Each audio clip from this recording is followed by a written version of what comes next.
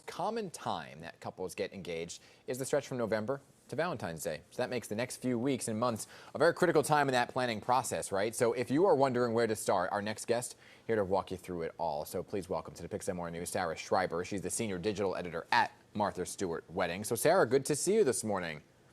Good to see you. Thank you for having me. So let's begin, I guess, with the basics, right? Because there's a lot that goes into wedding planning, setting that date. What do couples need to consider when they're considering all things, price, season, etc.?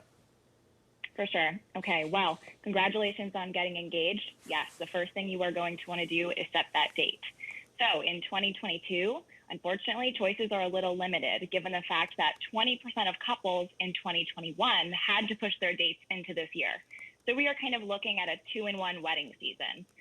If you are really set on getting married this year, quick turnaround, I would suggest a weekday wedding. So look to a Monday, a Tuesday, a Wednesday, a Thursday.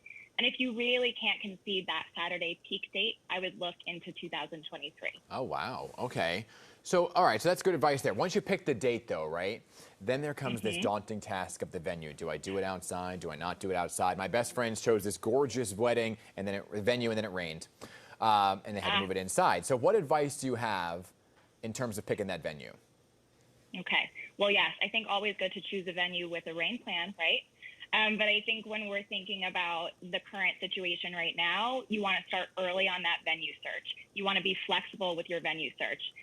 Start early, start shopping around to make sure that the place that you wind up with matches up with your preferred dates and also kind of speaks to that big day vision. If you want outdoor, go outdoor. There's no better time to do it than now. Right, but if you go outdoor, right, because I think what they were sold on with that outdoor wedding venue was that if it did rain, they also liked the inside.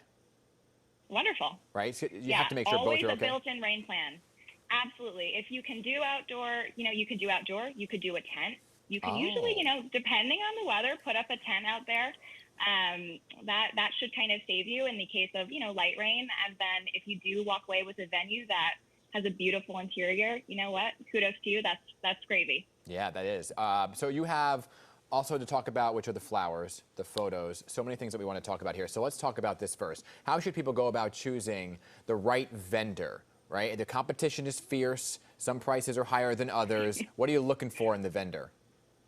Absolutely. This is probably, I think, the biggest decision that comes down to curating a really meaningful, beautiful, special day. I always say start with a wedding planner. Get a wedding planner. They are worth the investment, especially now as we're navigating this new normal in the event space. So beginning with someone who understands your vision will also be able to connect you to those other key vendors, like your photographer, your videographer, your florist. And yes, definitely, when you find vendors that you love, lock them down. They are busy. They are overbooked. So choosing people early will help you down the road for sure.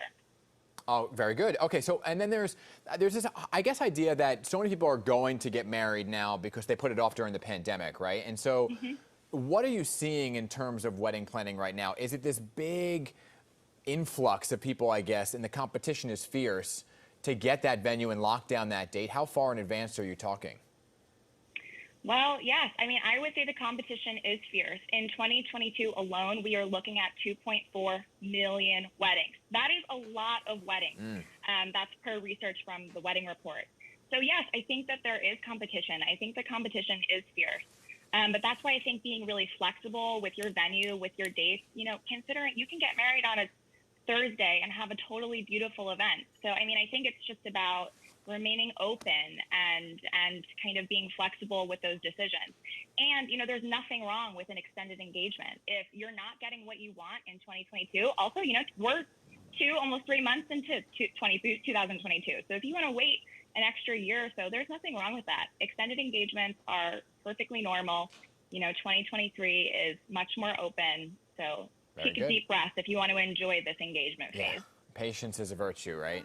And then what about the officiant? I just happen to be a registered officiant. So, what goes into that process of selecting the right person? Oh, this is such an important one. I think choose someone, depending on your religious affiliation, whether you're going with a friend, a family member. I think just connect with someone that can really help you share your story That's right. through your vows, who can kind of guide you through this process in general. I think that's a really special vendor, and having a connection with them is really important. I officiated my best friend's wedding, and I think I was crying more than they were. Sarah, I'm sure. Yeah, exactly. Sarah Schreiber from Martha Stewart. Thank you so much for being here. Of course, thank you for having me.